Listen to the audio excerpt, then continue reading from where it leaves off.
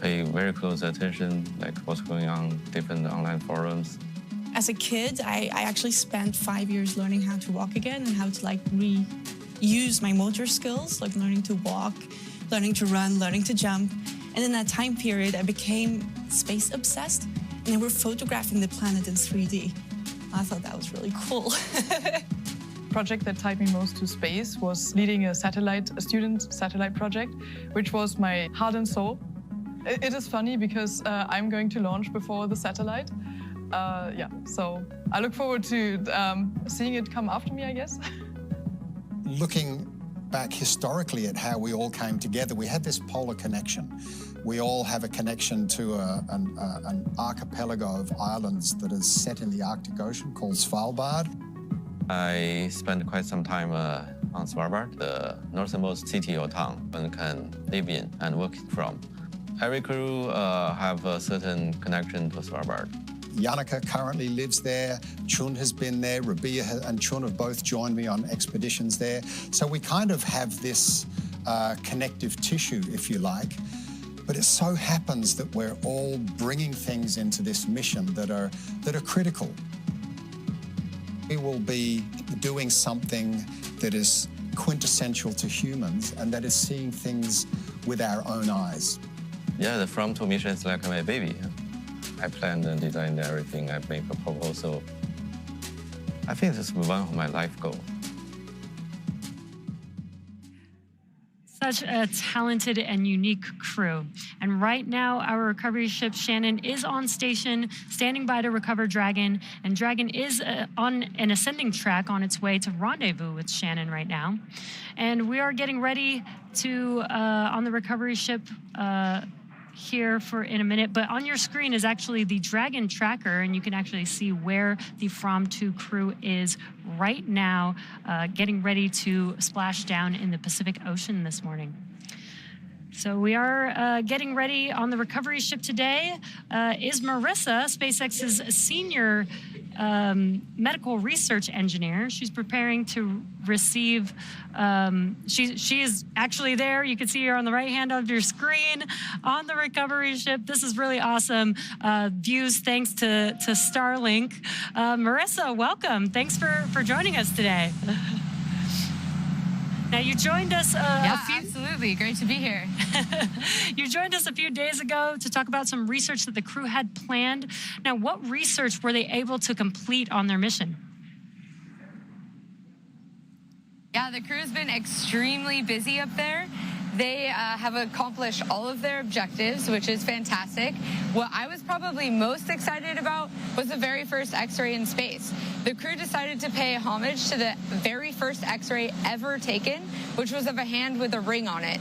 And they took that same exact image, a hand with a ring on it, so we could actually compare them side by side. After that, the crew took a series of diagnostic images, including the forearm, the pelvis, the abdomen, and the chest. They demonstrated the capability of a DEXA scan, which is a way that we can monitor bone health. And then finally, they took some pictures of electronics, showing that we can use this as a diagnostic tool to understand what's wrong with hardware without having to pull it apart. So very successful first demonstration of the very first X-ray machine in space. That is so awesome. I love that they gave an ode to the very first X-ray ever taken. In the launch program, you also shared some of the exercise-related research that they plan to do. How did that go? Yeah, the exercise went great. We demonstrated blood flow restriction, which is the way to make exercise a bit more effective. But my favorite thing that we did with exercise was actually a demonstration where we asked the crew members to do their own experiment. So we said, you guys are the ones in microgravity. We're only here on Earth. Here's your hardware. Here's some exercise bands. You tell us what works. And we let them kind of play and explore. And I can't wait to chat with them when they come back to tell us what they learned. That's awesome that they were able to experiment with their own exercise routines. I would love to hear what they were able to do. But they do have one last big piece of research ahead of them. They are coming back home, but can you tell us a little bit more about exiting the capsule unassisted when they get back? Yes, we are going to attempt an unassisted exiting of the of the Dragon, as you said. And what we expect this to look like is the crews one at a time, getting out of their seats by themselves, taking off their footrests, bending down to grab their survival gear, which weighs about 35 pounds. And when you've been in space where everything is weightless, that might be quite heavy. Get it out of the hatch, take themselves out of the hatch, and walk down the hallway to resume their nominal medical health checks. That's going to be really awesome to see, and we'll see how well the exercise helped them while they are in space for this unassisted exit. Now, once they complete egress, what's left for you, Marissa? Yeah, well, the crew is splashing down, but their mission is far from over. After we get off of the ship, we're helicoptering to shore. We have an hour of balance and coordination testing. That is critical to helping us understand how our bodies readapt to Earth's environment. Then we put them as soon as possible into a portable MRI machine so we get an image of their brain. And why this is so important to do so early is because we actually want to know what their brain looks like while they're in space. We don't have the technology yet to put an MRI onto the Dragon capsule, but what we can do is get them an MRI as soon as they get back to Earth so we can get an idea of all of those changes that happen to the brain. Then, finally, the crew get to sleep for the night, but then we have 2 more days jam-packed with research. We'll be transferring to Houston to NASA Johnson Space Center, where there's a really rare high-resolution bone scanner that we're going to use to see if we can detect the earliest bone loss in crews. And then we have a 9-hour research day after that. So lots more to come, and just can't wait for the crew to splash down. It sounds like you have a really exciting day and couple of days ahead of you. Thanks so much for taking the time to join us today, Marissa. Absolutely. Thank you. As we touched on earlier, Dragon has a series of steps to complete before returning our crew home. First, Dragon will slew, or maneuver itself in a very careful turn, into the correct position to do the deorbit burn here in just a few minutes. Then it will use its forward bulkhead thrusters to perform the deorbit burn, which will put Dragon on a trajectory to return to Earth to our splashdown location off the coast of California. That deorbit burn is expected to last about 16 minutes once it starts. Yeah, this will be the last time the forward Dracos, which are the 4 thrusters located on the top of the vehicle, will ignite. After the deorbit burn ends, the spacecraft will initiate separation of the claw mechanism. After that, Dragon will jettison its trunk. The deorbit burn will place Dragon on a precise trajectory to return to the splashdown zone off the coast of California near Oceanside. And again, this is an entirely new landing location for Dragon. This is the first time a Dragon crew will be recovered on the West Coast. To prepare for these upcoming events, right now, Dragon is autonomously going through its procedures to prepare for re-entry. One of those steps includes isolating the thermal control system fluid loops from the radiator. This system is what will help keep the internal temperature of Dragon comfortable for the crew during re-entry. Obviously, we know one of the reasons that is important is that the exterior of Dragon really heats up as the capsule begins moving through the atmosphere. That comes from 2 things, primarily. One is the friction of the actual air against the capsule, but also that the capsule is moving so fast, we're creating some compression ahead of it.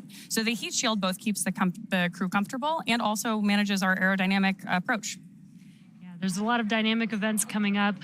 We did expect the deorbit burn to begin just a few minutes ago, so we are waiting for confirmation on that.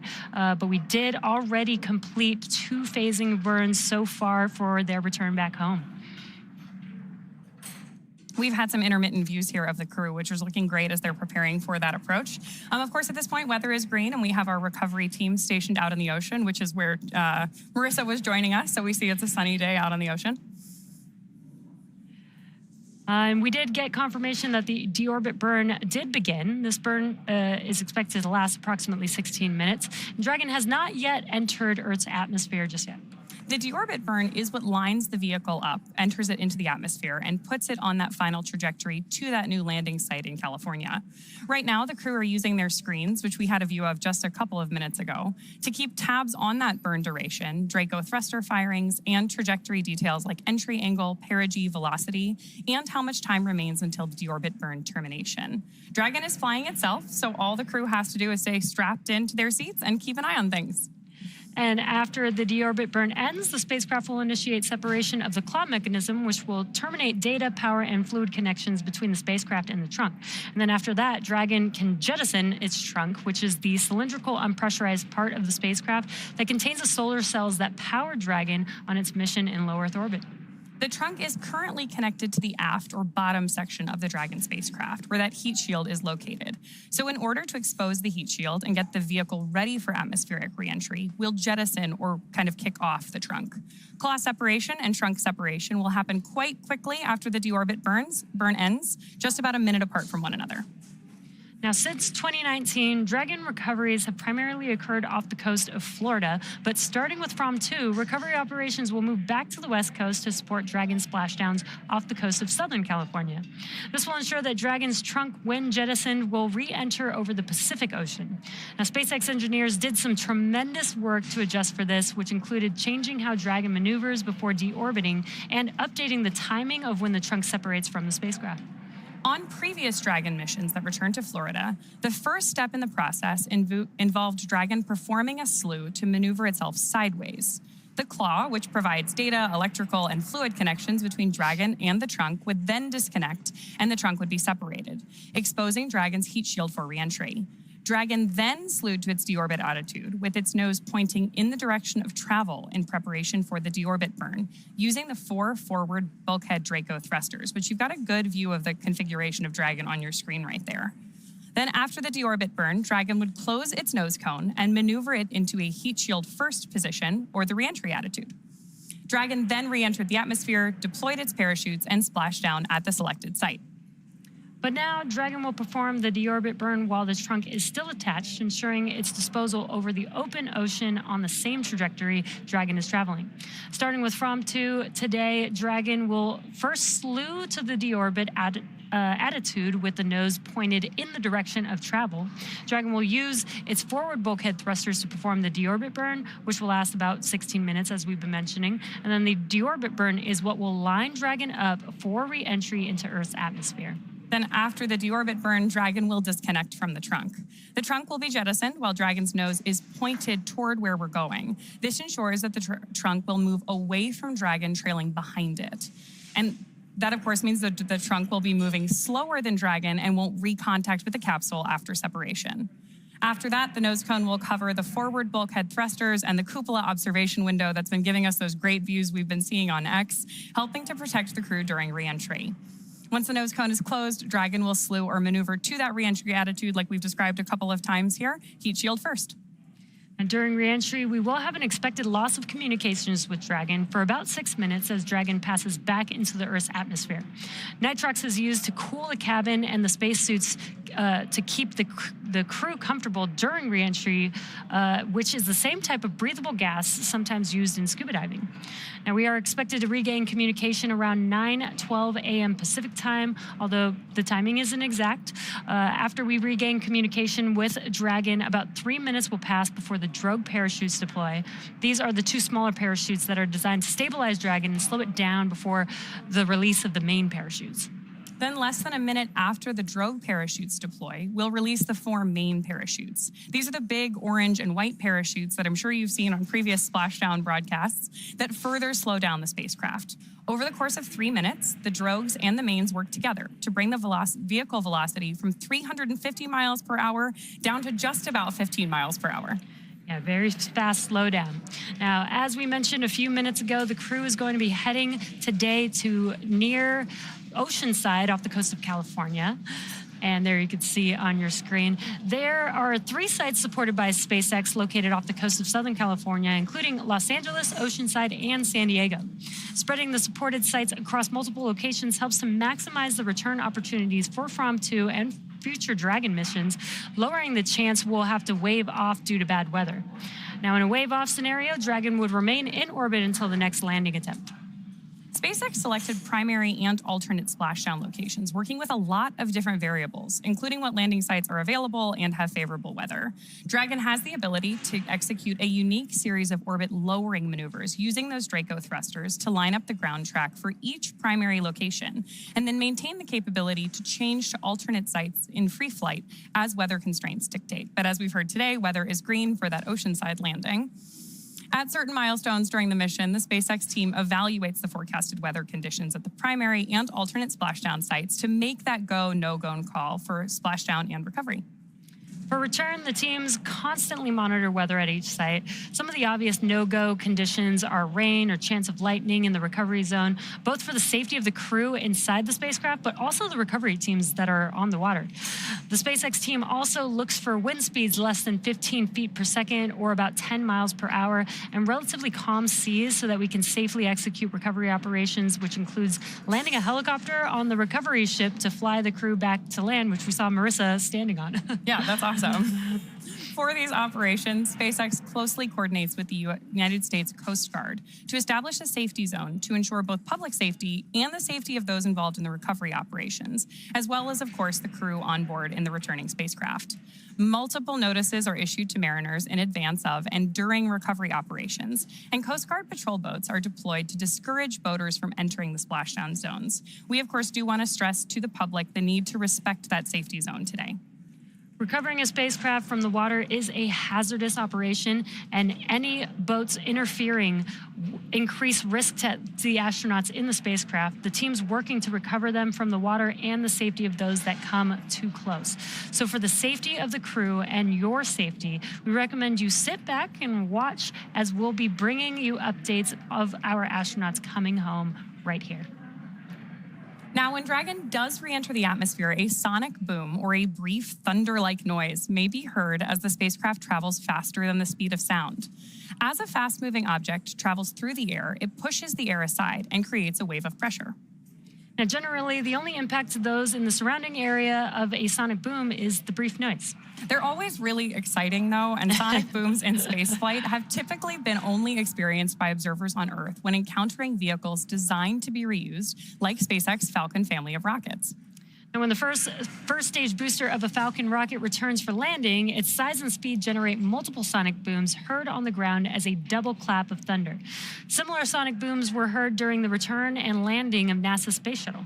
In each case, sonic booms mark the end of just one in a series of missions for the vehicle returning from flight. In today's case, it will announce the conclusion of our FRAM2 mission, which we're very excited about, and that's coming up with about a few minutes remaining in Dragon's deorbit burn. Let's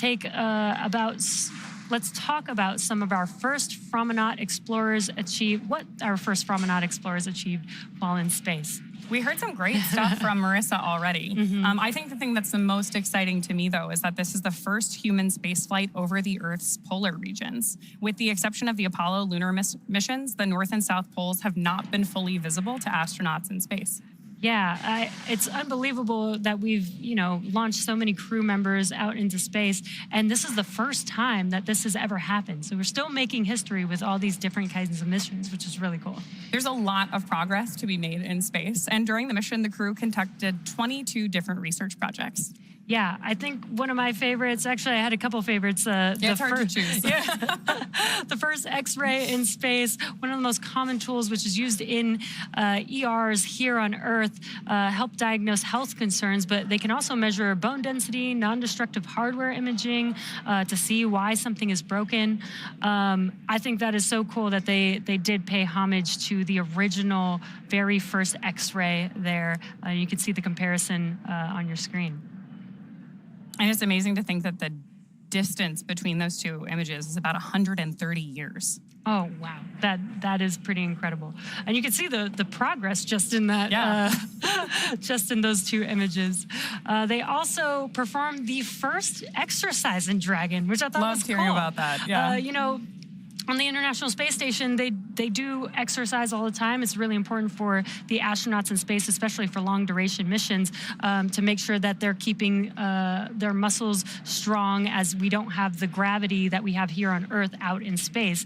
So it's really cool that they were actually able to come up with a device that helped enhance the exercise, I think that's really cool. I think the challenge of exercise in space is going to be one of our key goals here at SpaceX as we keep working to make life interplanetary.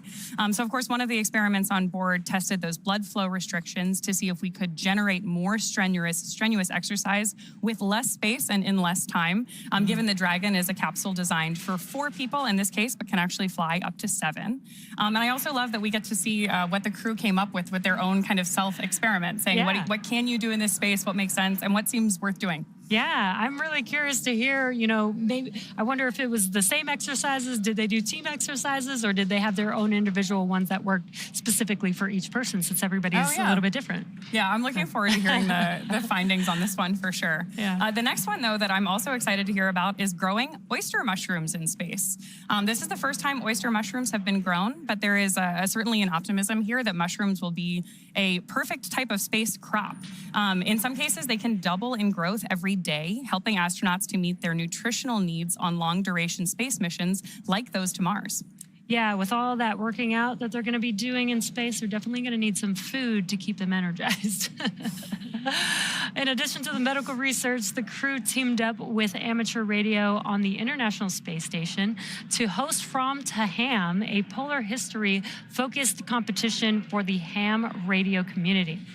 Now, while the crew orbited, they transmitted images of various locations mixed up as puzzle pieces.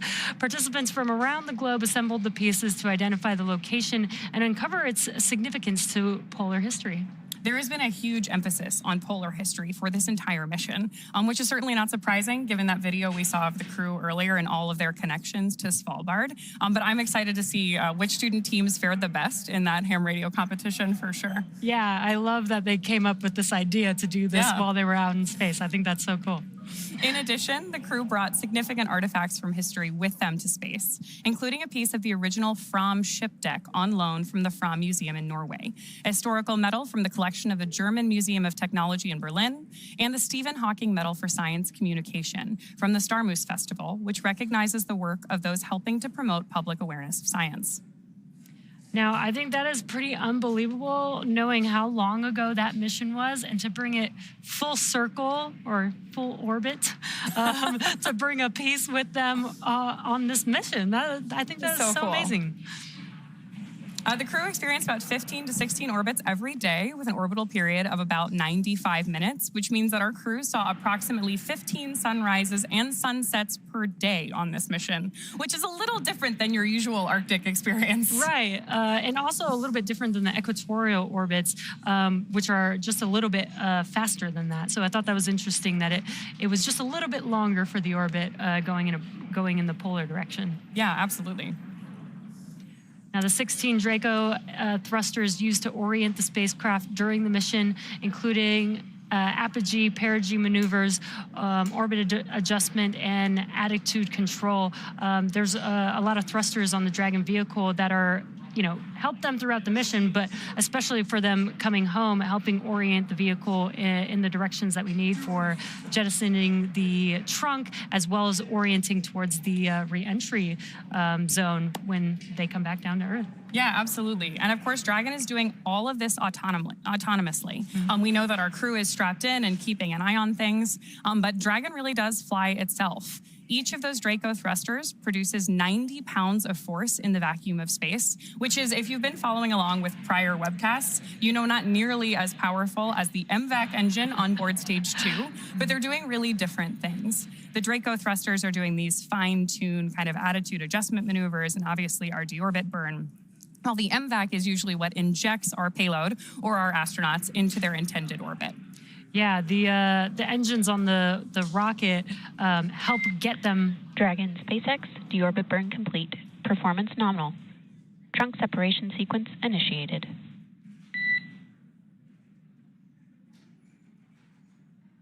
Dragon copy.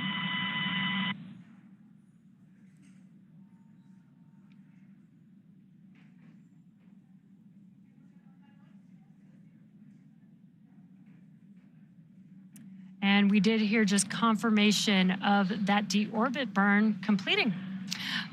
Dragon is now initiating separation of the claw mechanism, which will terminate data, power, and fluid connections between the spacecraft and the trunk. And then after that, Dragon will jettison its trunk, which is that cylindrical, unpressurized part of the spacecraft. The trunk is currently connected to the aft or bottom section of the Dragon spacecraft, which is also where the heat shield is located. So in order to expose the heat shield and get the vehicle ready for atmospheric reentry, we jettison the trunk. So we'll listen in now for that milestone. Nominal trunk jettison. Right on schedule. Great news. Dragon copy, nominal trunk Jefferson. Great news. We just heard that call out and confirmation that the Dragon trunk has now separated. We always do that call and response from mission control to the crew on board too, to make sure that everybody's staying in tight communication for critical operations like this. So Dragon will now slew, which again is that careful turning maneuver, to the re-entry attitude. Heat shield first, as the trunk gradually drifts further and further away from the spacecraft. Next up, Dragon's nose cone will be closed to protect the forward hatch during re-entry. The crew will keep using their screens to monitor the locking of the nose cone, which is done by a set of hooks. And that is coming up here in just a couple of minutes, and we're getting some great views of our recovery ship here on your screen right now too.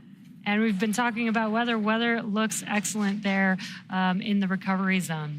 Dragon is also beginning to flush nitrox into the cabin and continuing to top off the crew's suits with cool air. This is what will allow the cabin temperature to remain comfortable while the external temperatures reach 3,500 degrees Fahrenheit, which is pretty hot. The heat shield will now be pointing forward, leading the spacecraft to the landing site. These views are so incredible. Again, that is our recovery ship Shannon with the recovery team. They're patiently waiting for the FRAM2 crew to make their way back home on Earth. You could tell from that interview we did with Marissa earlier how excited they all are to welcome the crew home, hear their experiences firsthand, and obviously do some of those initial experiments right away, even as the capsule as the crew exits the capsule unassisted for the first time. Yeah, exactly. I'm sure everybody that has been working with this crew, it's been a while. The mission did not just start on Monday. There's been a lot leading up to it and preparing for all the research that they've been doing, and they still have a little bit more when they get back home. I think the thing that has been the most exciting to me following along with this mission has been watching the crew's updates over X. They have shared incredible videos, again, through that plug-and placer system. But I'm really excited to see some of the videos that they've taken, some of those like higher resolution images, given that so many of them have experience with Arctic exploration already. I can't wait to see that new vantage point that they have to share with us when they get back. And with cinematography. And there you can see on the Dragon tracker exactly where they are, passing over, looks like Antarctica there, making their way towards the Pacific Ocean. Again, they are going to be splashing down for the first time in a Dragon vehicle off the Pacific coast, or off of the West Coast in the Pacific.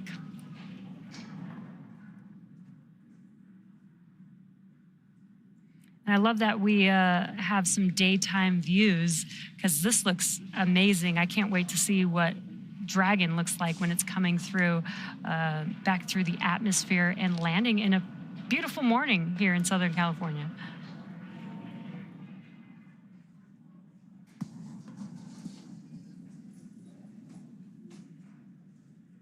Of course, at this point, we are standing by for more call-outs from Mission Control and our crew as we approach that drogue chute deploy. And the next event that we should hear potentially a call-out for is the nose cone closing. Now, at this point, we've completed 2 phase burns, a deorbit burn, jettisoning the trunk, and next up, we will have the nose cone closed in preparation for splashdown. We do have confirmation from our team that nose cone close is in progress.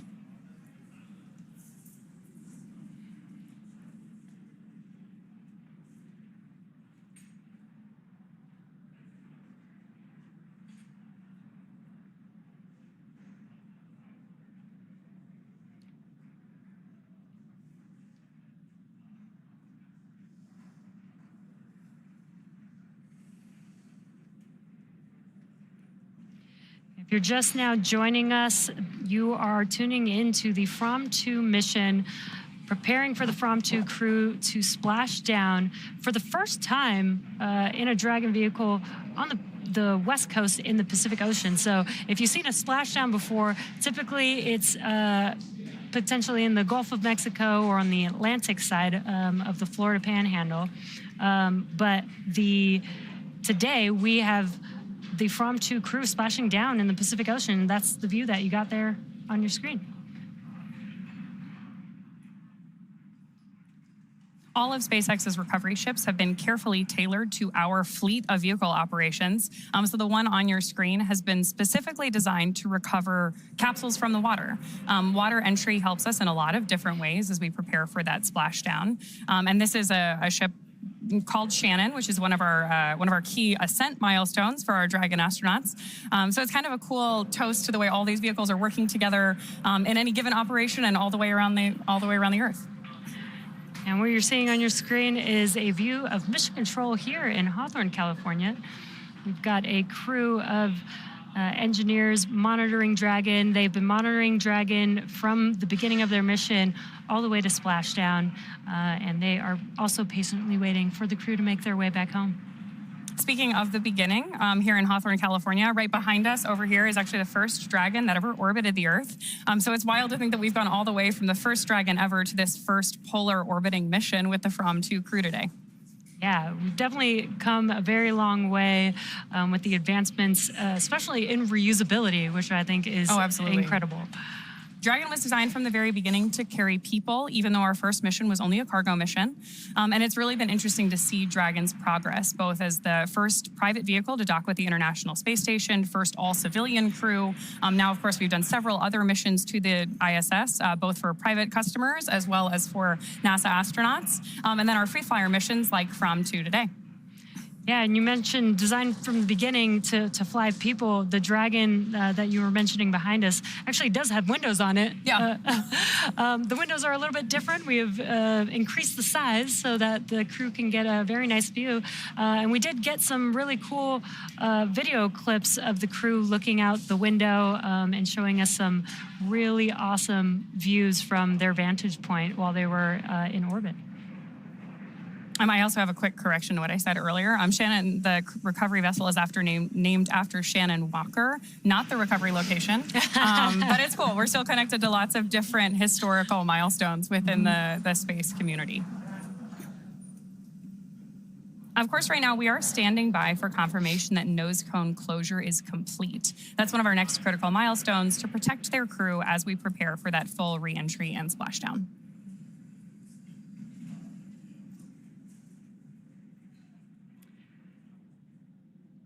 Yeah, I'm really excited to see. You know, we got a few clips here and there. It was really cool that Chun was actually able to keep posting during his entire mission. I was definitely following along, but I'm really excited to see all of the video that they were able to take of the research that they were doing. Right. Hopefully they were able to document all of that. We also got confirmation that the nose cone... Dragon SpaceX, nose cone secured for entry.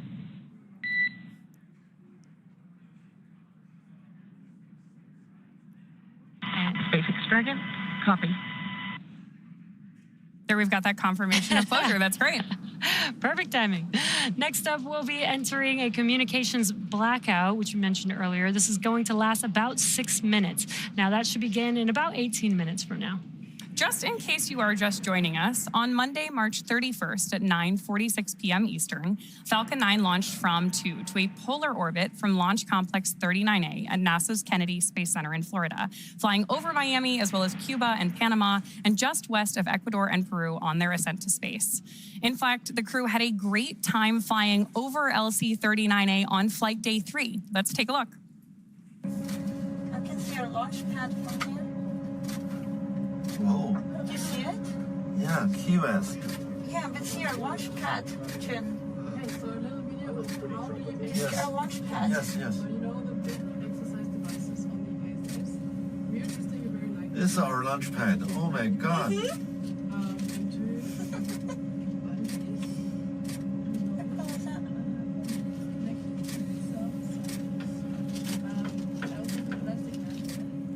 So cool, and it was really cool to hear the reactions in real time in that video. Dragon successfully separated from Dragon SpaceX for entry sequence. Report when ready to copy.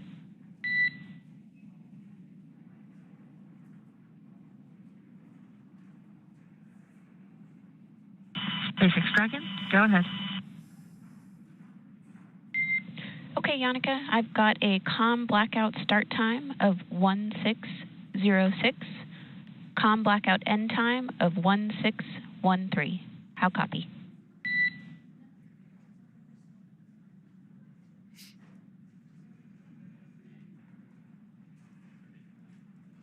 Dragon copy. That is a blackout time of 1606 and end time 1613. See you on the other side at 1613. That's a good copy. With that, can you please verify tablets are secure behind the elastic band, visors are down, and restraints are tight?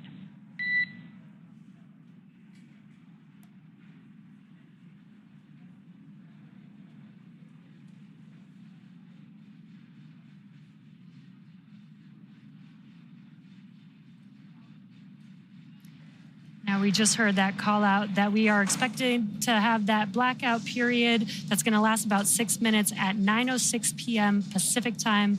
And so we should expect confirmation of communication again around 9:12, 9:13 a.m. Pacific time. And the crew is preparing for that blackout period. The Corps did mention, put your visors down, make sure you're strapped, you're buckled in. Yeah. Get ready to come home. Yeah, exactly. Now, Dragon successfully separated from Falcon 9's second stage about 10 minutes after liftoff and continued on its journey. SpaceX Dragon, all 4 crew members, tablets restrained, restraints tight, and visors down.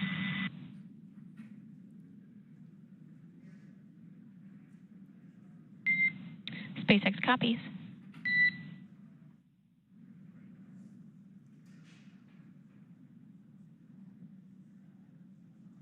And good confirmation that they're all strapped in, visors down, ready to go. Over the last 4 days, the crew have been flying over Earth in a 90-degree circular orbit, passing over the poles about every 46 minutes and 40 seconds, all while conducting research to help advance long-duration space exploration. And Yannicka, one of our crew members on board, is a cinematographer by trade. So she has taken every possible moment to capture her experience throughout the mission. FRAM2's return to Earth actually began yesterday, around when they initiated their first downhill phase burn, followed by the second downhill phase burn. Each of these events involved short firings of Dragon's Draco thrusters to lower Dragon's altitude in advance of re-entering the Earth's atmosphere. Now, following these 2 burns, the crew finished out a day of research and had their last dinner on board at about 2:50 a.m. Pacific time. And just before 6 a.m. Pacific time today, the crew donned their spacesuits and made their final cabin preparations before they began the last series of operations prior to splashdown. Before our Fromenauts left on their journey, we had a chance to hear what they had planned to do in space, so let's take a look.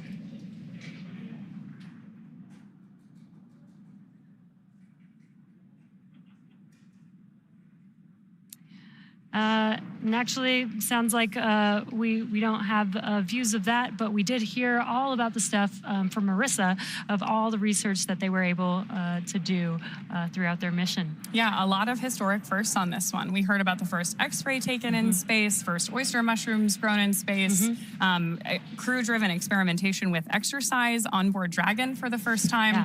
And of course, again, this is the first polar orbiting mission and our first return to a California landing site.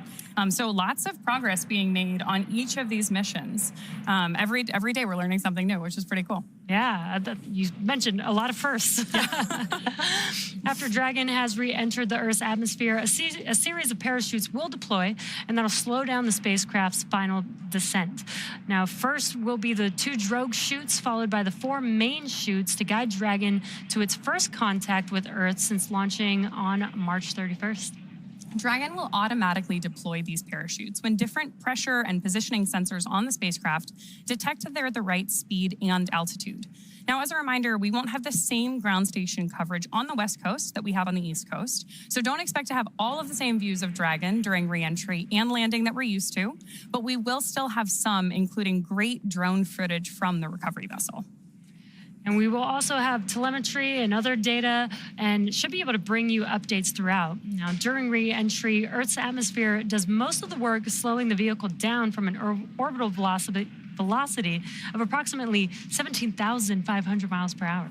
As Dragon comes through the atmosphere at hypersonic speeds, the high temperatures and interactions with the atmosphere generate a plasma field around the vehicle that Dragon's heat shield protects the spacecraft from. By the time of drogue parachute deployment, Dragon will be traveling at just 300 miles per hour and at an altitude of about 18,000 feet. That is incredible how quickly, because it's within a few minutes that happens, that we can slow down the vehicle. Now, vehicle velocity at main chute deploy will be approximately 119 miles per hour at about 6,500 feet above the splashdown site. And vehicle velocity at splashdown will be approximately 16 miles per hour.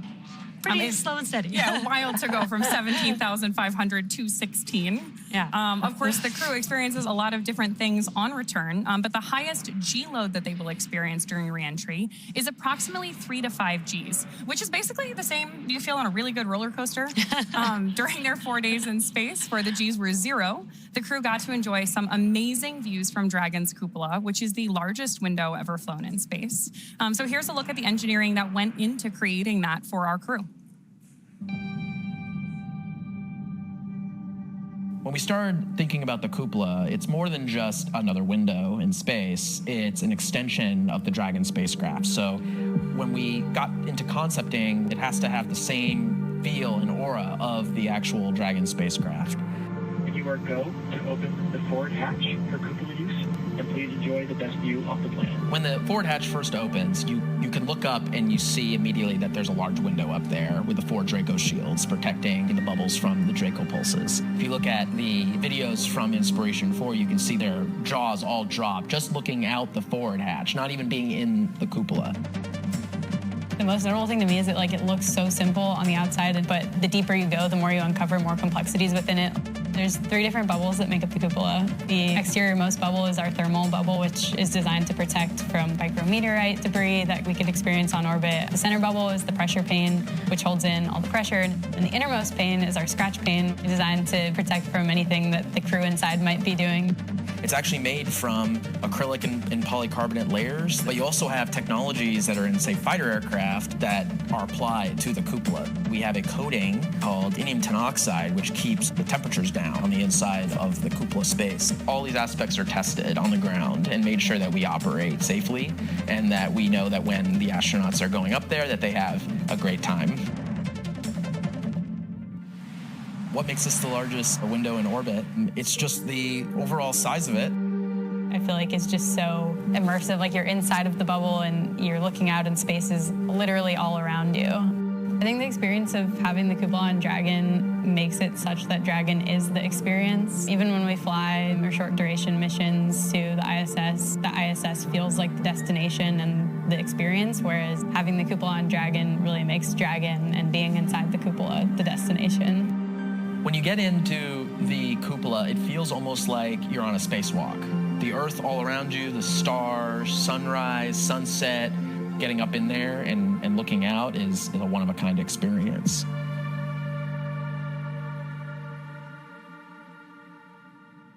Dragon's primary heat shield is comprised of Pika 3.0, which stands for Phenolic Impregnated Carbon Ablator. First generation Pika was first developed by NASA for studying and sampling comets within our solar system.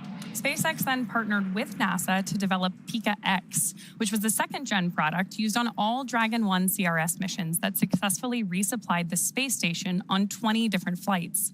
Pika 3.0 was developed specifically for use on Dragon 2 crew and cargo, with enhanced structural and thermal properties that optimized the heat shield and drove down both cost and mass.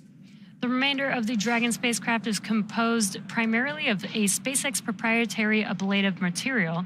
It's another class of thermal protection, which is lighter weight versus Pika and protects the underlying composite structure during re-entry to ensure structural capabilities are maintained. While Dragon will experience temperatures well over 3,000 degrees Fahrenheit during peak re-entry conditions, the characteristics of the thermal protection systems, coupled with the environmental cooling and life support system in the pressurized interior, should ensure that the crew will stay cool and comfortable during all phases of re-entry through splashdown. And I think that's very important because 3,500 degrees Fahrenheit is pretty hot. We actually heard Sarah in the launch program talk about, Sarah and Anna talk about the almost like different colors that you see with the plasma building around it. So hopefully the FRAM2 crew will get to see something cool like that. Now we also have our space suits that are custom designed for each of the crew members. We do 3D print the space suit helmet, and there you can see the suit. They are flame resistant. They have a flame resistant outer layer, as well as hearing protection during ascent and re-entry, as those are very loud dynamic events. The spacesuit is really an extension of the spacecraft, as it's built, you know, just to protect the crew just as much as the capsule itself.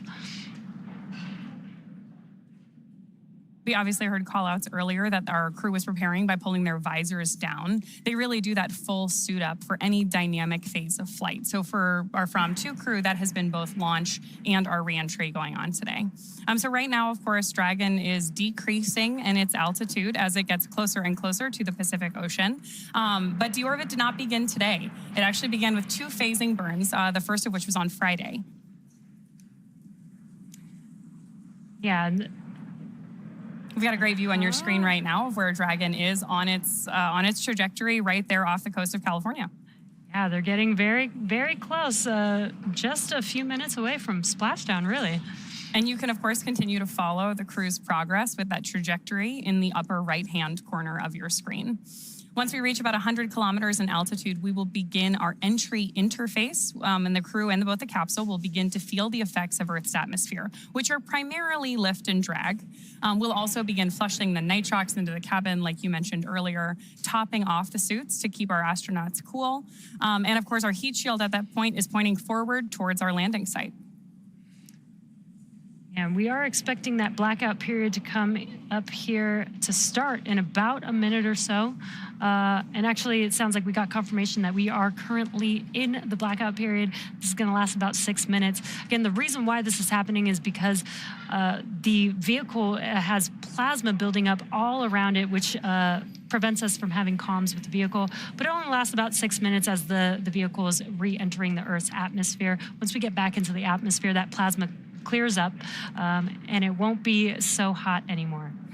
So at this point, we are in the communications blackout period, again, which will last about 6 minutes due to plasma formation around the spacecraft. Now, during this time, no vehicle telemetry is received by mission control or the recovery team, and no external commanding of the vehicle or voice communication is possible. But as a reminder, Dragon is designed to fly itself and continues to autonomously use those Draco thrusters to orient itself during re-entry. During re-entry, the vehicle will be slowing down from an orbital velocity, which is roughly 17,500 miles per hour, all the way down to our target splashdown velocity, which is about 15 miles per hour. The top temperature Dragon is experiencing upon re-entry happens during this plasma phase, and it is nearly 3,500 degrees Fahrenheit.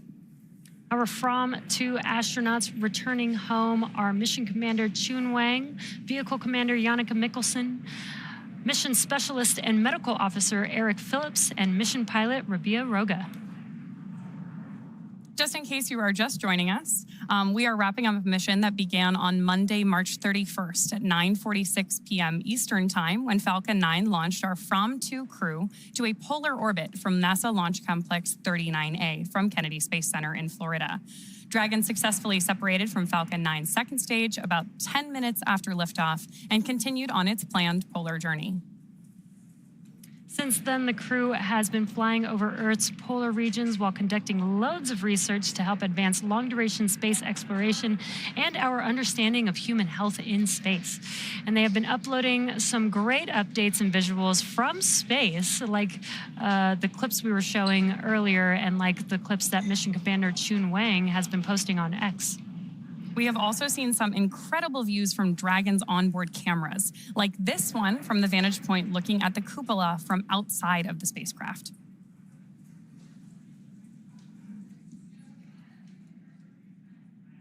That is so incredible that they have that cupola and the space hair. I love it. You can tell they've really been enjoying their time together up in microgravity, getting these great images here that they took of their launch site from up in space. Yeah, that cupola view really allows all four of them to be able to see, out the window at all times. Which is particularly exciting for this mission because, again, this is the first crewed polar mission, which means these FRAM2 astronauts are the first astronauts since the Apollo missions to be able to see the poles of the Earth from space. And the crew just having fun in microgravity there, taking a lot of photos and videos. This is a view from the cupola. You could see the nose cone in that view. And some nighttime views. Even at night, you get to see the Earth with all the lights that we have on Earth. These are just incredible views. And obviously, everything the crew has been sharing while they've been up in space, they've done through Starlink. And it has just been so cool to hear those first-hand accounts, see what's jumping out at them, what's been exciting to them. And I'm sure we'll see a lot more as the research findings continue once they get back home. Yeah, what I think is so cool is that they've been able to post live while they're in space thanks to Starlink being on board Dragon. Yeah, talk to their families, video chat. We saw some great shots earlier of someone actually video chatting with somebody back on Earth. I just think that's an amazing, amazing leap forward for crewed spaceflight. Yeah, we talk about it all the time. We are trying to, explore space, but also how do we make space and all the exploration a little bit more closer to home on Earth? And we've got the Starlink communications to enable that. We had X-ray being brought on board, which helps with health and any emergency situations, but also research. It's really incredible how close we're starting to make the space environment closer to what it is like on home. Besides, we don't have gravity up there. Yeah, it's been cool to see the SpaceX research program kind of take Earth to space, right? Like, how do we plan for food and exercise and all these things that will help us continue to explore space and ultimately make life multiplanetary? Yeah, and we only have really a limited time while the crew is out in space, so it's really great to see the amount of progress that you're able to make. And FRAM2 has only been on this mission for just a few days, and they've been able to do 22 research experiments. That's a lot of research and data that they can advance. And of course, we're getting views on your screen right now, our first views of the capsule on its way back to Earth. We've got a lot more trajectory information on the screen right now, so you can continue to follow along as Dragon makes its way back toward its splashdown site, which, again, just in case you're joining us a little bit later in the program, today we are splashing down off the coast of California instead of off the East Coast, which is what you've probably typically seen if you've joined us for crew recoveries in the past. Today we're targeting a touchdown just off the coast of Oceanside here in California. And we are expected to splash down at 9:18 a.m. Pacific time, and we are still currently in the blackout comms period, but we are expecting to come out of that any minute now. And this is the recovery zone where the vehicle will be splashing down with the recovery ship Shannon patiently waiting, as well as a couple fast boats there. Part of the recovery team, they'll first meet Dragon once it splashes down, make sure that the vehicle is safe, and then begin the recovery operations. One of the next major milestones we're standing by for on board Dragon is the deploy of our drogue chutes. We have two sets of parachutes on board Dragon during reentry. The first are the drogues. We deploy those when the capsule, which we're getting great initial views on your screen.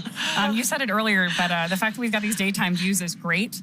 So like I said, we're standing by for that drogue chute deploy. That will happen when Dragon is moving at about 350 miles per hour. Those chutes are designed specifically to be deployed. Dragon, SpaceX, comm check.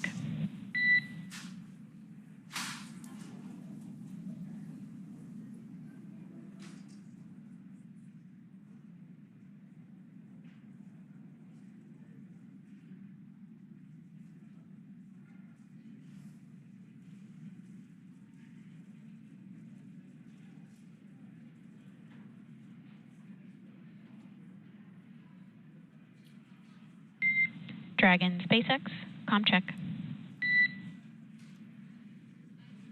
SpaceX Dragon, we have you loud and clear. How me? We have you the same. We see a healthy flight computer. Expect automated chute deployment. Dragon copy.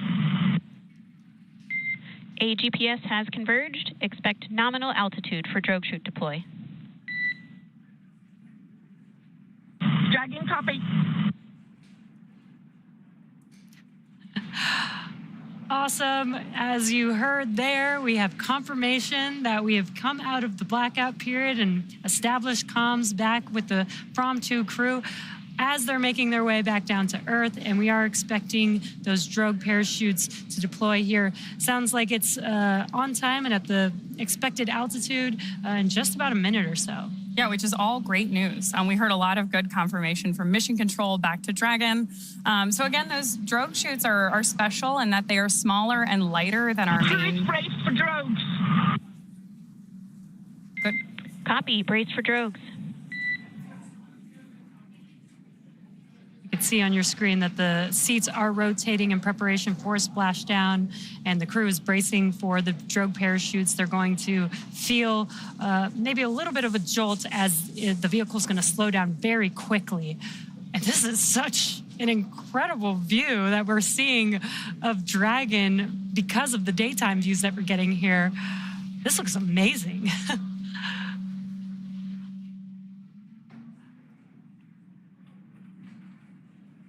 So just ahead of the call out for drogue chute deployment, Dragon will autonomously safe the propulsion system on board and then deploy those drogue parachutes, which we just see on your screen right now. I can't get over these views today. And of course right now... Visual on 2 healthy drogues. Good news there from Mission Control. Copy, we see the same. 2 healthy drogues. And good response from our crew. This is a view on board Dragon, looking at the drogues. SpaceX Dragon, crew brace for mains. Copy, brace for mains. And we are expecting the main parachutes to deploy here in under a minute or so.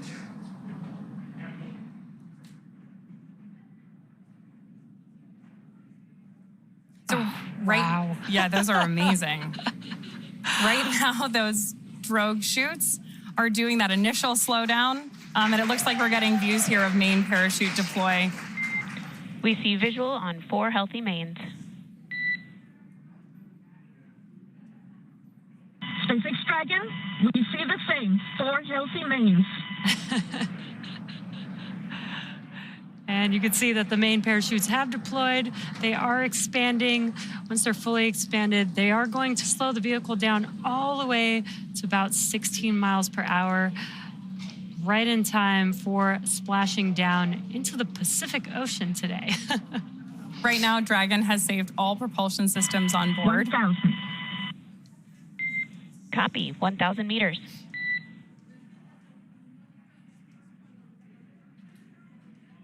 Dragon right now is also terminating the nitrox suit and cabin purges and is beginning to increase pressure in preparation for landing. And additionally, the mission control team here in Hawthorne is reporting the precise landing coordinates to the recovery team so that they know exactly where... 800. Where the... Copy, 800.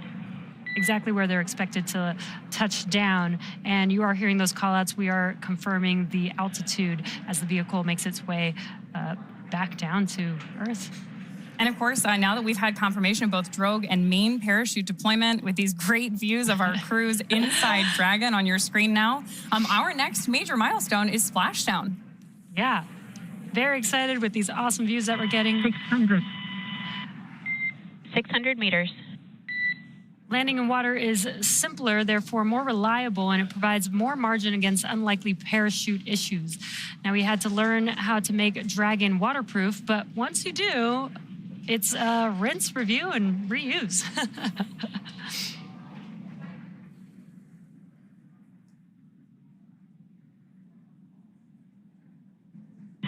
$400. Copy, 400. If you're just now joining us, Crew bracing for splashdown. you are watching the FRAM2 crew make their way back down to Earth, and amazing daytime views. I love that we got the opportunity to do this. You could see Dragon and 200. Copy, 200 meters and braced for splashdown. inside of that Dragon capsule are the 4 FRAM2 crew members about to splash down here in just a few seconds.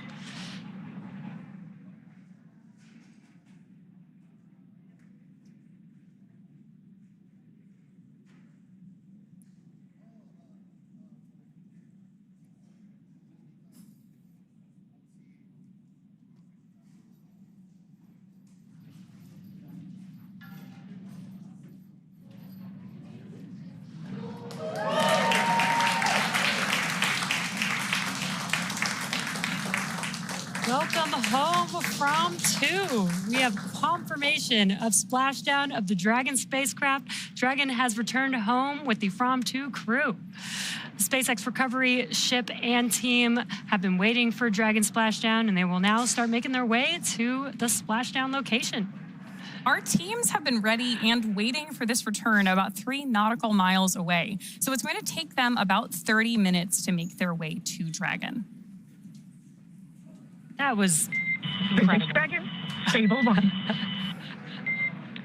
Copy, stable 1. We see main chutes cut. On behalf of SpaceX, welcome home.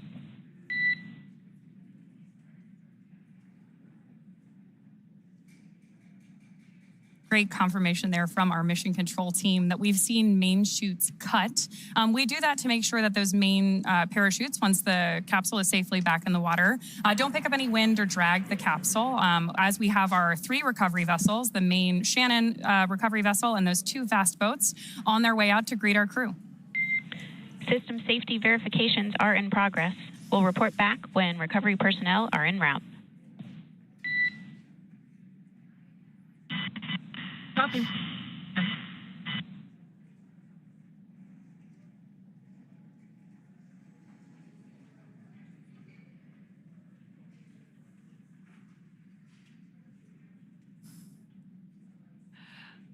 Pretty up-close view of the Dragon spacecraft.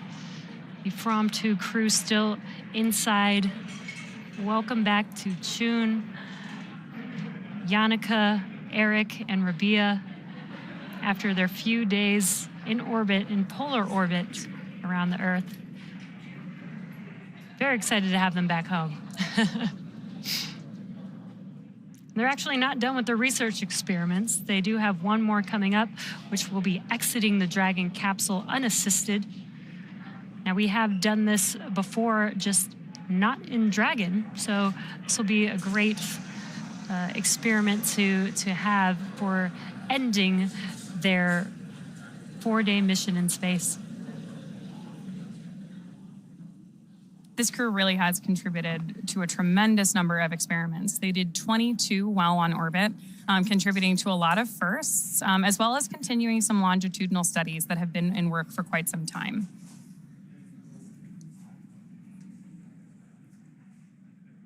The most notable of these was a glucose monitoring experiment, which will help us better understand how glucose performs in the body on both short and long duration space flights. Now, we're currently just waiting for the 2 fast boats. As they're making their way to approach the vehicle, they are going to pick up those main parachutes out of the water and then approach the vehicle, ensure that the vehicle is safe. There's no hazardous gases around the Dragon capsule, and then they'll begin starting their rigging operations to be able to pull the Dragon capsule up out of the water onto the recovery vessel.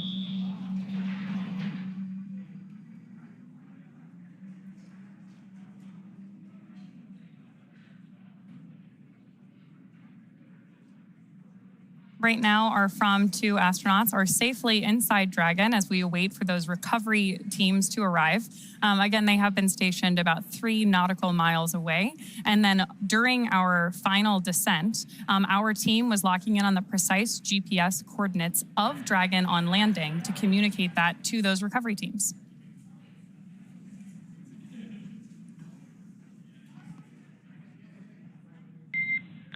SpaceX is go for recovery personnel to approach.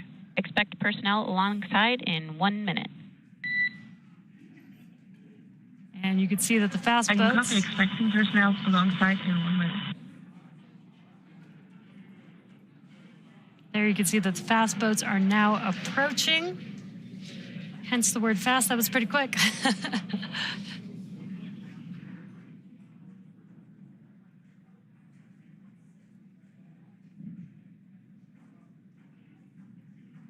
What a view. We are in the Pacific Ocean. This is the first time Dragon has splashed down off the west coast. It's so awesome that we got daytime views of this moment here. Now the recovery team is approaching the Dragon capsule. As I mentioned earlier, they are going to try and make sure that the vehicle is safe before they begin additional recovery operations.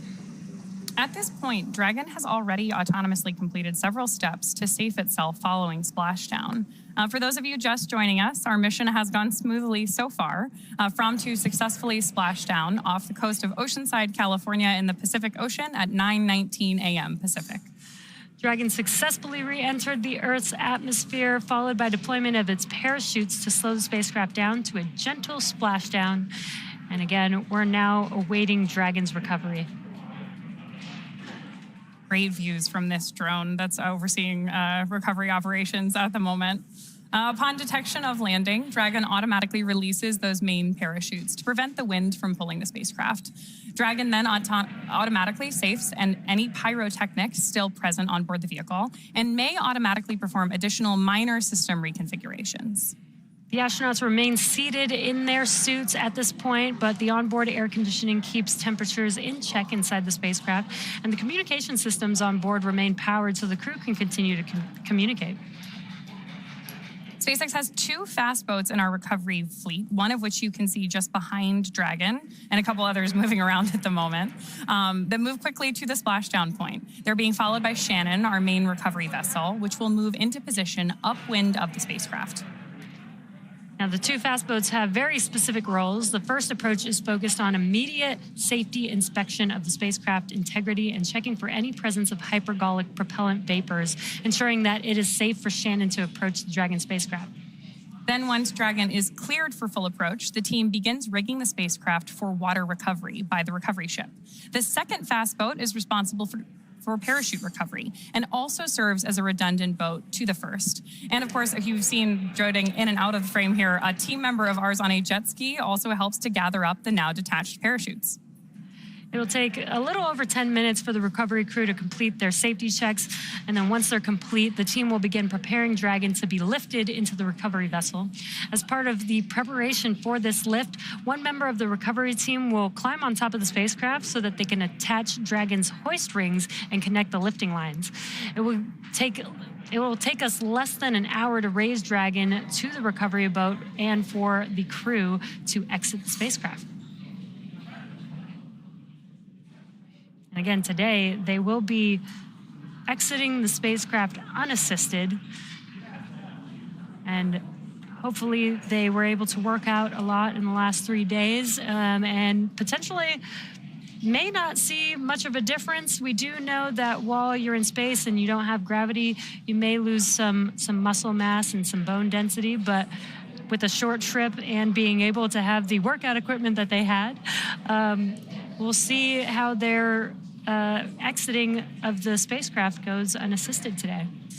We heard earlier in our webcast today, too, that that's not just them exiting the capsule. They're still wearing their spacesuits, obviously, and altogether the equipment that they're carrying weighs about 35 pounds, which may not sound like a lot, but after you've been up in 0 gravity for quite some time, right. In our case, it's been about 3.5 days for our crew. Hypergol sweeps and unfired ordnance checks are nominal. Rigging in progress.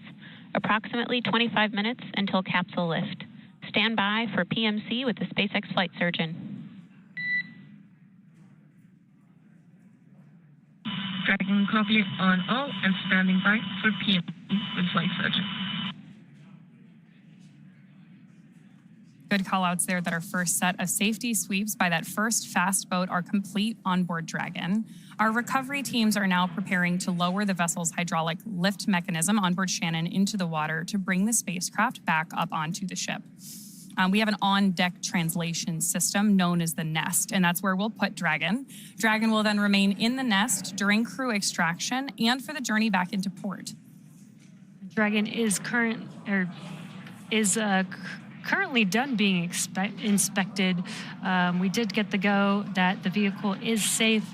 And you can see there on your screen the recovery team member on board Dragon attaching some lifting rings and hoists in preparation for that lift.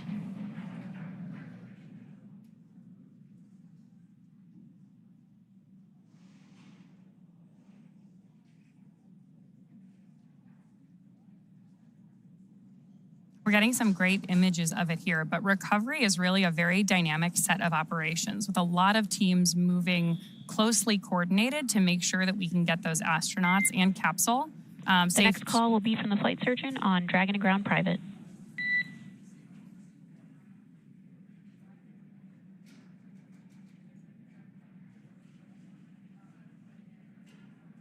Little more communication there from our core to our crew on board about what to expect. And obviously our teams are continuing to work here to make sure everyone is as safe as possible.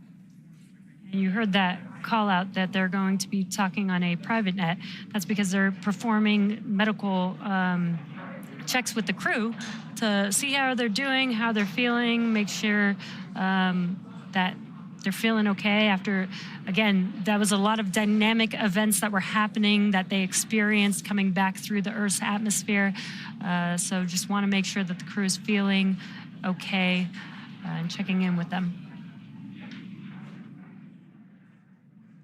Right now we have images on your screen of that first fast boat beginning to connect some of the lift rigging to the top of the Dragon capsule.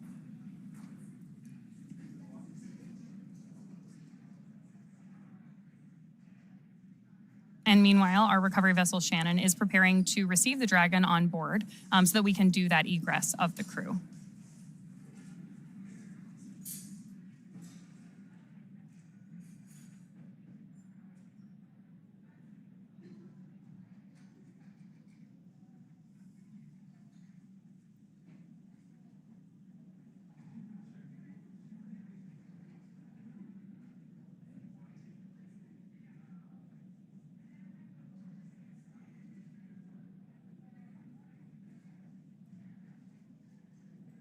Once again, if you're just now joining us, you are tuned in to the Splashdown program as FRAM2 has made their way back down to Earth.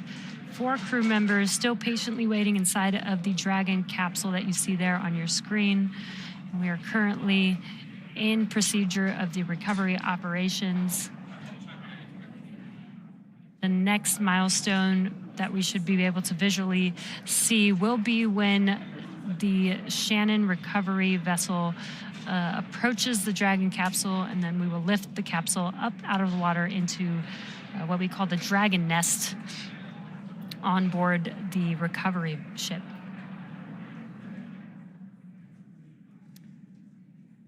And as a reminder, we typically have previously splashed down in the Gulf and off the coast of Florida. But today, we splashed down off the west coast in the Pacific Ocean for the very first time in Dragon.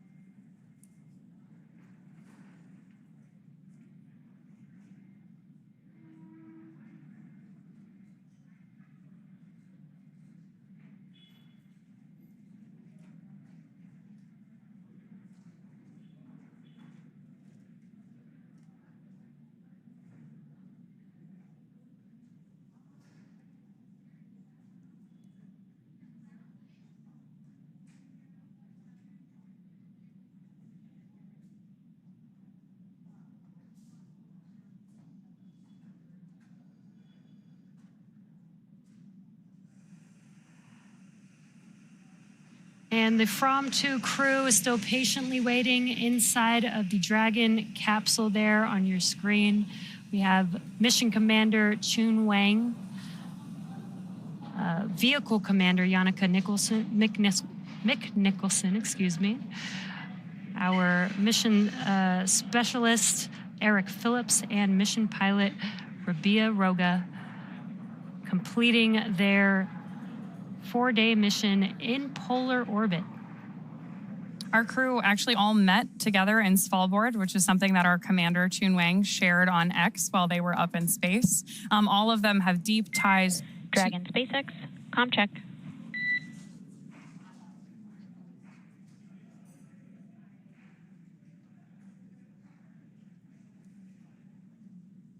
SpaceX Dragon, repeat. Comm check.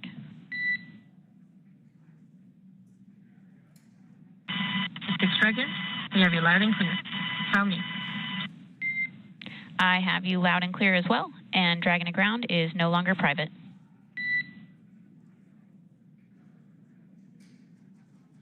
Dragon copy. Some additional communication there between our crew and mission control here in Hawthorne, California. Again, all of the polar explorers on board today have deep ties to the Arctic. That's where this crew met and kind of dreamt up this mission. And now we are currently waiting for their exit from the capsule, returning as the first polar explorers from space.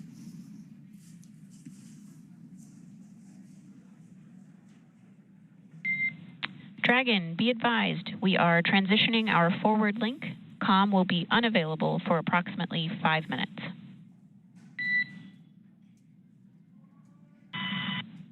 Dragon Cup is on comm available for approximately 5 minutes.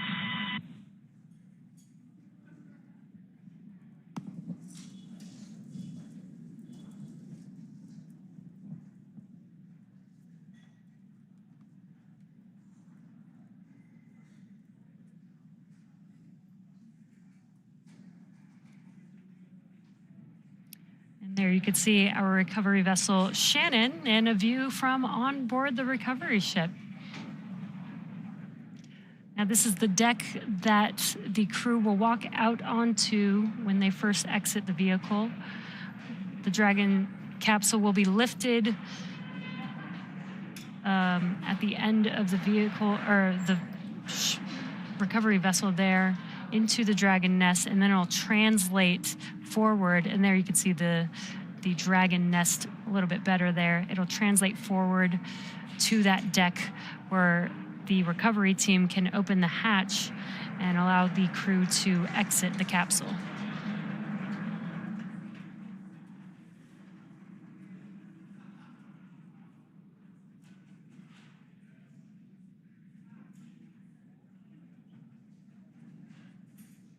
We mentioned it earlier, but that circular fixture that you see at the aft end of the recovery vessel, which is at the top of your screen, is what we're referring to as the Dragon nest.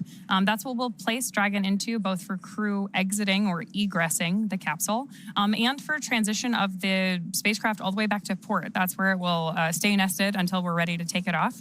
And obviously then we bring those capsules back and prep them for future reflight, as we do with most of our vehicles here at SpaceX.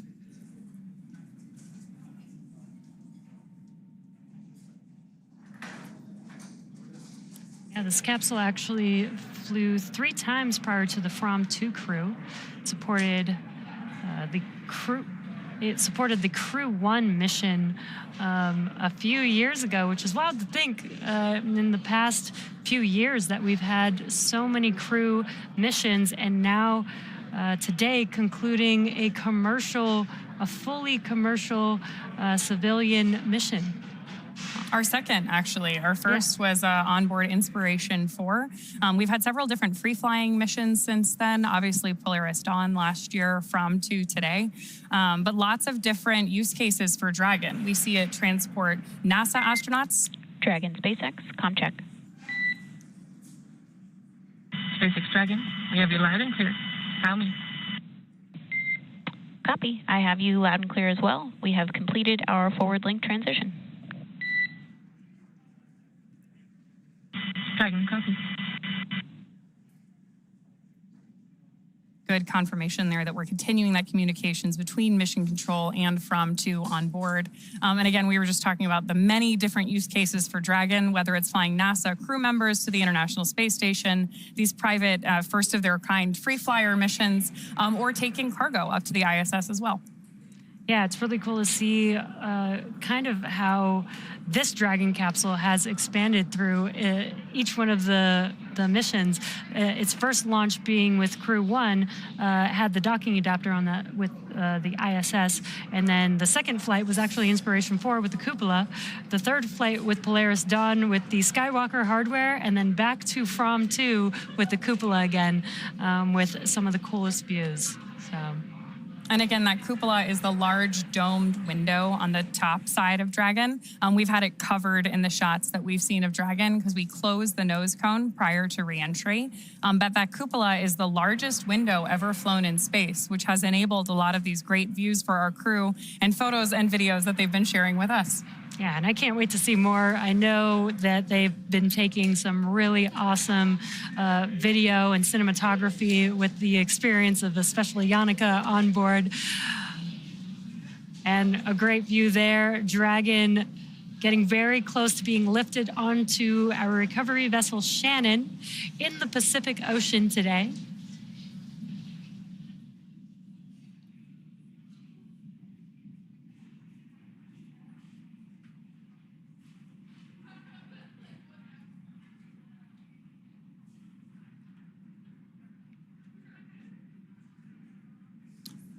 Right now, our teams are working on lowering the vessel's hydraulic lift mechanism on board Shannon into the water to bring Dragon up on deck.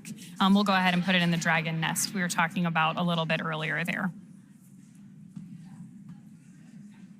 This really is a closely coordinated effort between a lot of different teams, and we're seeing a lot of different vessels, team members, all work together in these different shots that we're getting from the drone covering recovery today. And you can see how calm the water looks in the Pacific Ocean. That is one of the weather factors that we do monitor for a crew splashdown. And it looks very calm. Weather looks great, blue skies. I'm sure the crew will be happy to step out for the first time, get their first breath of fresh air from the Pacific Ocean and see some blue skies. Yeah, their first experience back on Earth since they launched on March 31st from Kennedy Space Center in Florida. Our crew took off from LC-39A, which is also a historic launch pad in many ways, and is the one that we most often launch from for our crewed missions here at SpaceX.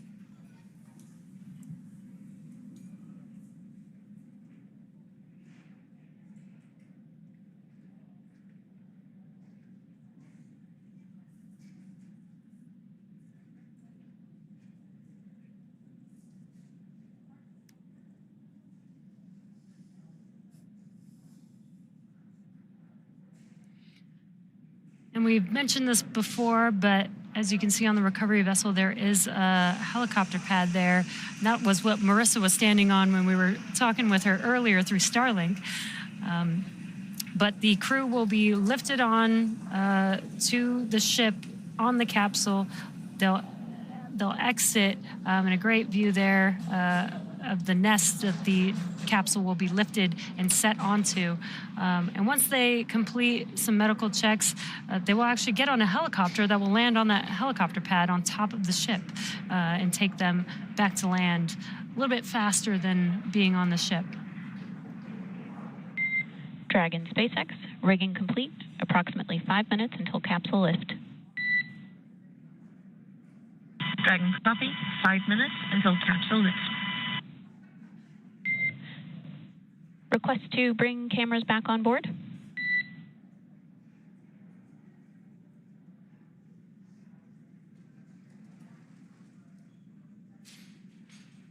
Basic Dragon, stand by. Copy, standing by. One other note, please be advised the ground team is working to clear the insufficient O2 for full depress caution from your board. Dragon copy.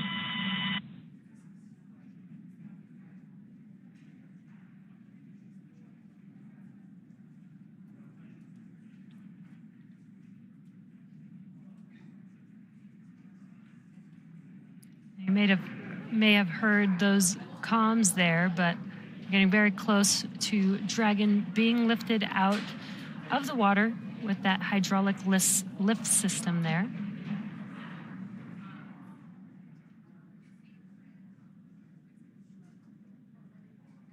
Very cool to get a chance to see this recovery vessel at work, too. There are a lot of different ground and water-based support systems that go into every launch and recovery. Brace for capsule lift.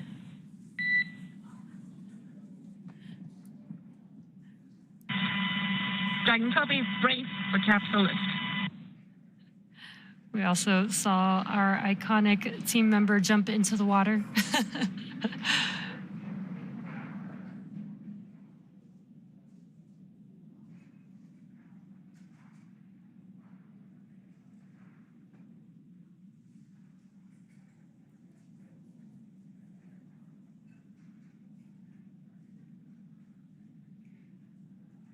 The FRAM2 crew inside of the Dragon capsule being lifted out of the water and will be gently placed on that Dragon nest that you see there.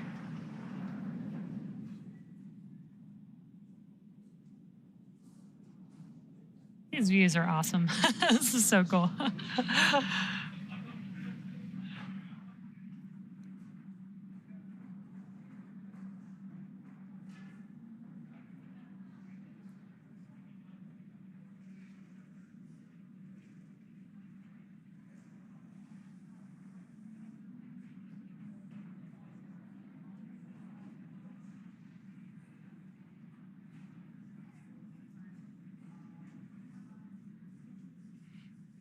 In case you are... SpaceX Dragon, still requesting to stand by on cameras internal. No problem. Cameras will remain external. Some more communication there between our crew and mission control. In case you joined us later in the webcast, this was our first recovery of a Dragon off the West Coast. So it'll be interesting to hear what our recovery teams have to say about the differences between operating on the West and East Coast. Typically, the West Coast water is a little bit colder, so we'll see what the fast boat crew members especially have to say about the difference. Hopefully, with the warmer, sunny weather, it was a little bit warmer in the water for them. Yeah, we had beautiful days, beautiful daytime views today of Dragon's recovery. We did splash down just off the coast of Oceanside, California, but we narrowed that selection down from 3 possible landing sites along the West Coast today.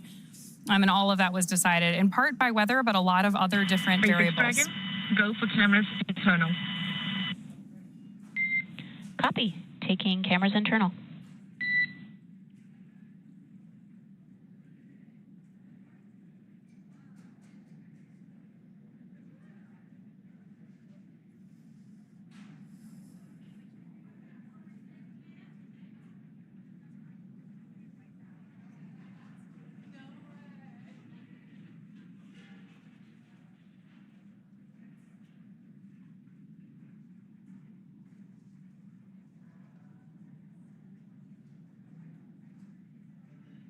The FRAM2 crew is still inside of the Dragon capsule, still patiently waiting in their seats.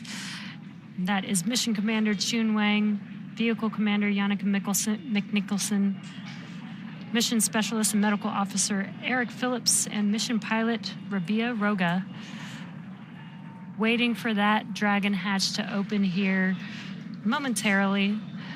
Before that happens, we're going to translate the Dragon capsule over to the deck that we saw earlier, and the recovery team will then have access to the hatch and be able to open it up and allow the crew members to exit. And Dragon cameras are back on board. Dragon copy.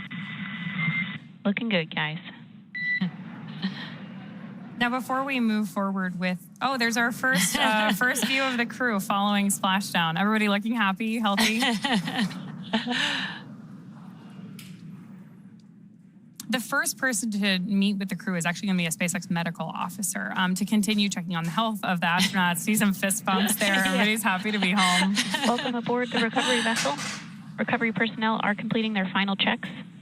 Stand by for translation to the egress platform. Dragon copy. Standing by.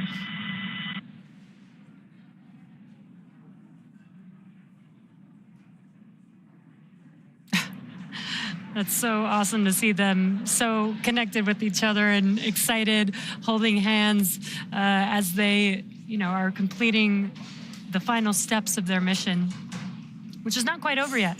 Exiting the capsule is a part of their research. So they've got one more step to go before this mission is complete.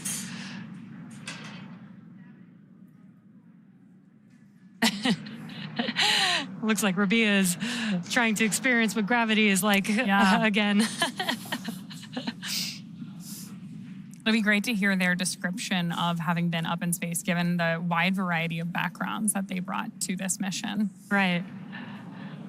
Right now, we are standing by for translation of the Dragon up to the deck before opening the hatch on board Dragon. Before opening the hatch, the spacecraft's cabin pressure needs to be equalized with the outside environment, so we may hear some chatter about that as well. Once the hatch is opened, we mentioned it earlier, but that will be our crew's first breath of fresh air since boarding Falcon 9 at the start of their mission on March 31st.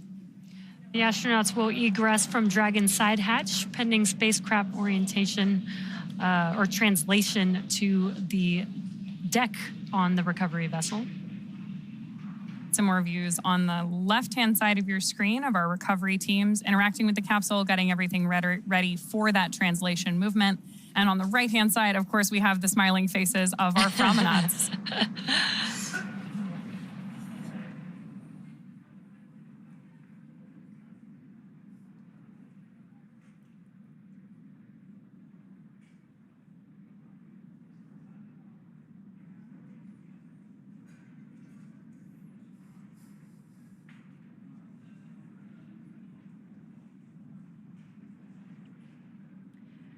And if you're looking at the right hand of your screen, from left to right, we have Mission Specialist and Medical Officer Eric Phillips.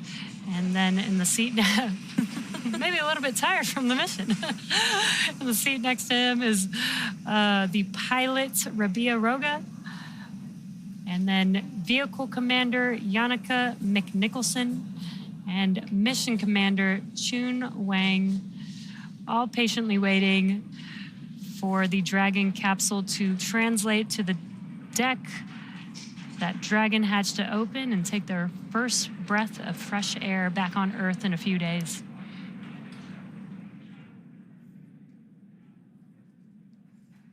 This crew completed just about 55 orbits of the Earth during their mission, passing over the poles roughly every 46.5 minutes. Yeah, and just cool to just get a different perspective of Earth in the polar orbit.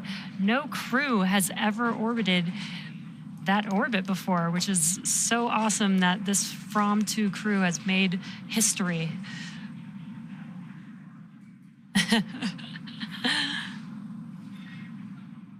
And selfies.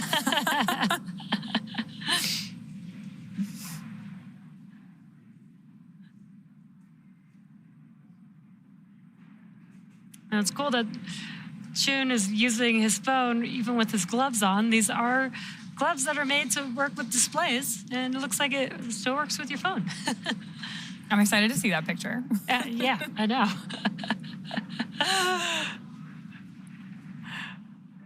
Of course, we do have our crew visors up at this point because we are safely on board Shannon, our recovery vessel.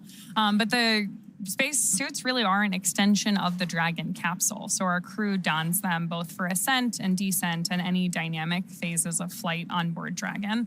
So we're getting these great views inside here. Looks like maybe another selfie is happening, which is great.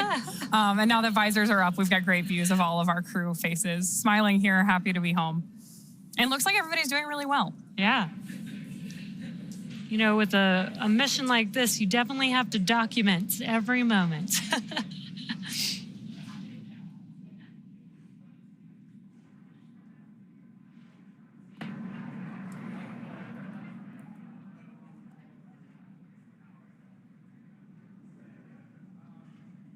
Oh, and there we're seeing great visual of Dragon beginning that translation on the nest up to the deck.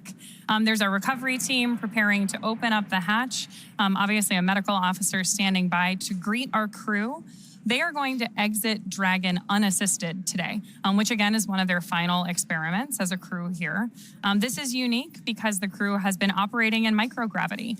So what we're testing here is their coordination and their ability to transmit, or their ability to go from that zero gravity environment back to regular gravity here on Earth while wearing their roughly 35-pound spacesuit. Right, and the reason why we're doing this type of experiment is because when we go and explore places like the moon and Mars, you might not have a recovery crew there waiting for you to help assist you. So learning and understanding, what happens to your body while you've been out in space for a while, and trying to understand, what may or may not be needed to be able to exit a spacecraft unassisted is extremely important for those type of missions in the future. Dragon SpaceX, stand by for side hatch opening and egress. Dragon copy. Standing by for side hatch opening and egress.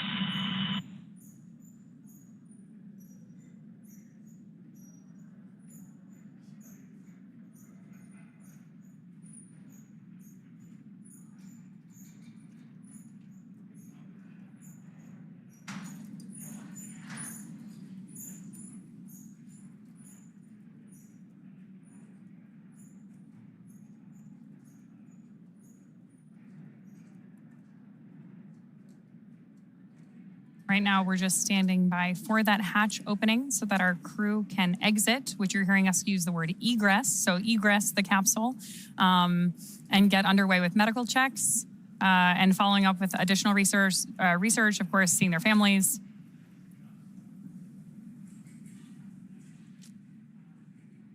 And there's that hatch open.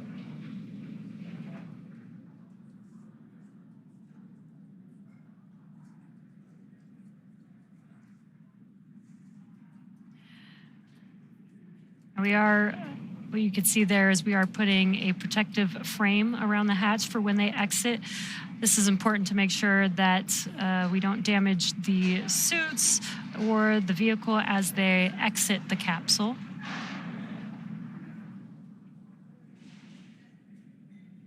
Again, this vehicle is reusable, so we want to maintain the integrity of the vehicle as well as the making sure that the crew is safe as they exit.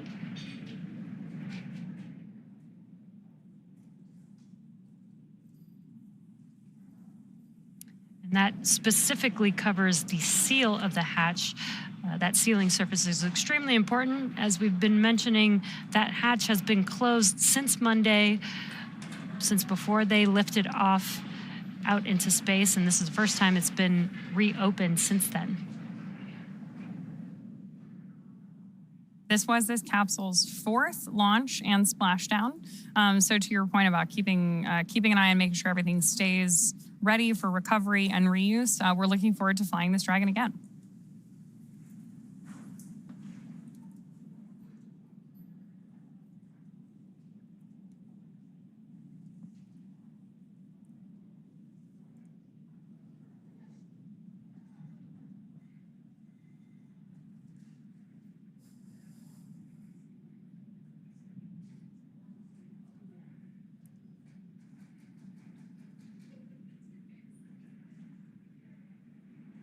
Few more steps here while we're standing by for the egress of our FRAM2 crew out of their Dragon spacecraft.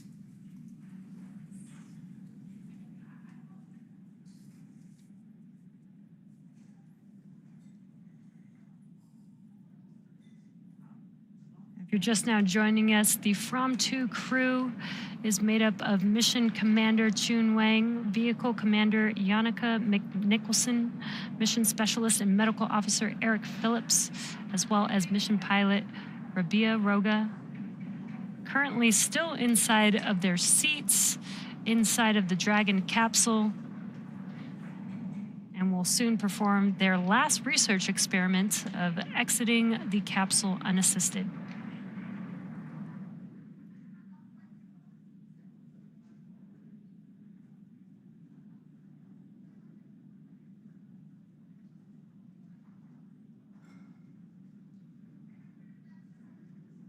Jesse, as you mentioned, this last exit here is one of our research experiments. So we actually did just see senior scientific research engineer Marissa Rosenberg enter the capsule to talk to the crew to brief this final experiment. She's been working very closely with the crew throughout their preparation for launch on all 26 of these experiments. The SpaceX research program really is geared toward experimentation that supports long-duration spaceflight.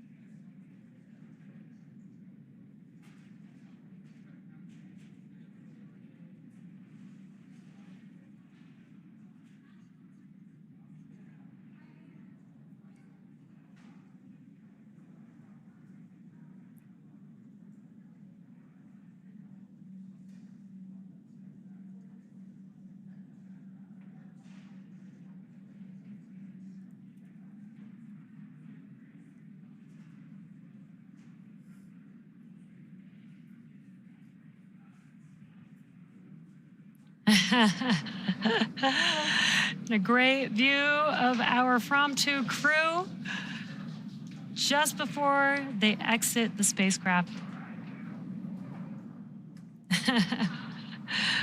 They look very excited. They do look really happy. I think it would be hard not to be coming back from like the first polar mission, people you've known a long time, worked with before. This is a really exciting mission. Yeah, and they've done a lot of great work, a lot of research experiments, and just got to see some of the most incredible views that most people don't get to see out of the Dragon cupola during their time in space. Our commander, Chun Wang, actually said on X in one of his posts from Starlink while they were on board that this trajectory was designed for that reason. They wanted to be able to see the areas that they loved and called home, which people don't usually get to see from the orbits that we usually fly. So that's what really motivated this polar exploration mission.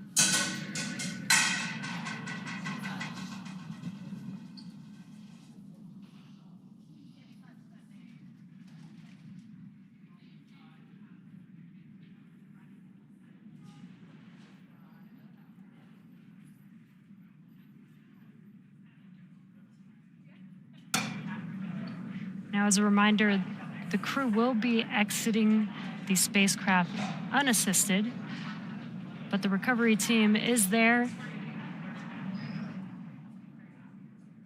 helping to clear some of their belongings there. But they will remove their footrests themselves, get out of their seat themselves, and exit the spacecraft themselves.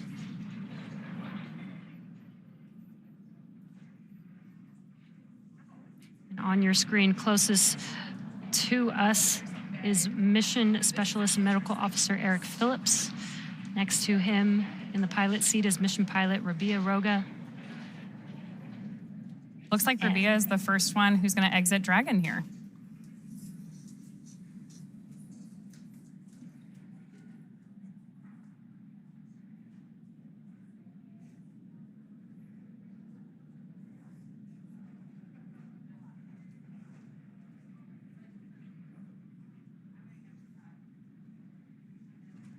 Looks like Rabia was able to pull herself out of her seat, and looks like she's standing there. And removing her footrest of her specific seat.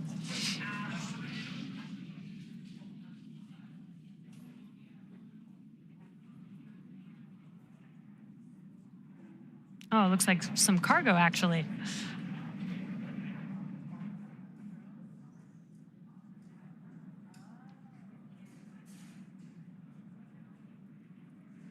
Rabia Roga was our mission pilot for the FRAM2 crew.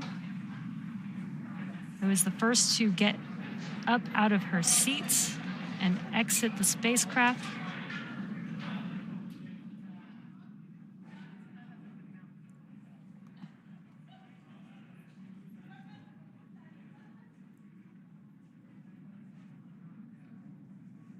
This is a really big shift for our astronauts. And there she is. She is standing and very happy and excited. Oh, that's great. Awesome. Mission pilot Rabia Roga of the FRAM2 crew.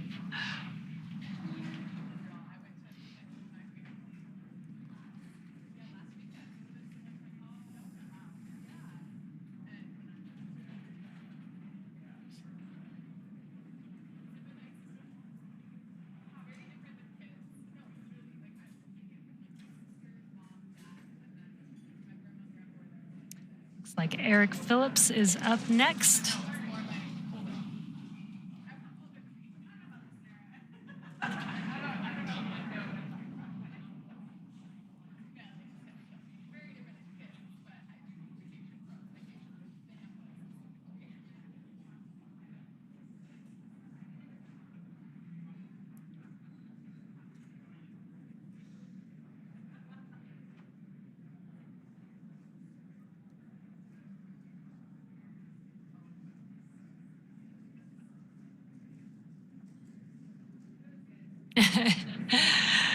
And there's Eric Phillips standing tall.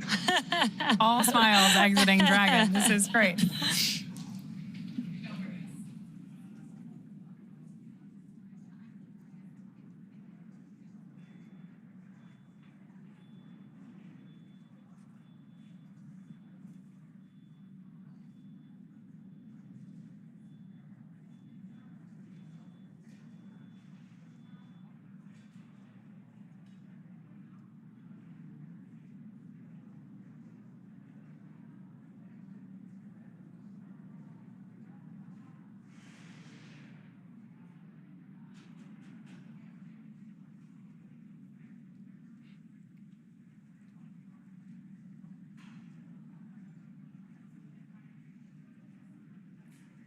And looks like Vehicle Commander Janneke Mikkelsen is now out of her seat.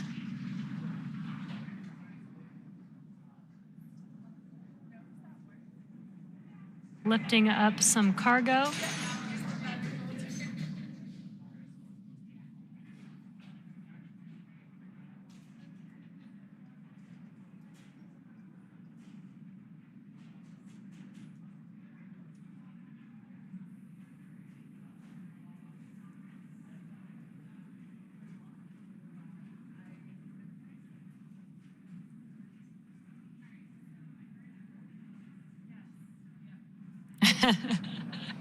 And there she goes.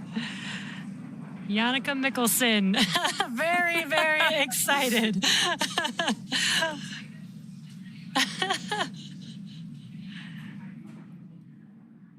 And last, but especially not least, Mission Commander Chun Wang will conclude this final research experiment in a few moments.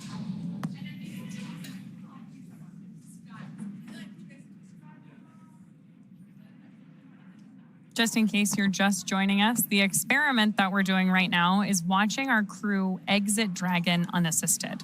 The reason that's important is because when you're up in space operating in microgravity, we see some changes in bone density, muscle strength, even over a short period of time. So we're testing our crew's ability to exit the Dragon spacecraft unassisted, in no small part because in the future, either on the moon or on Mars, we may not have a recovery team there to meet our astronauts. Especially when we go for the first time.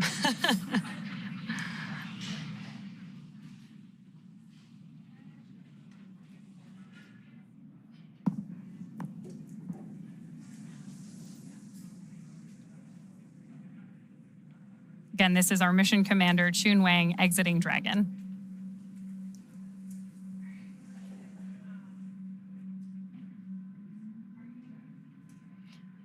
Also reaching for some cargo.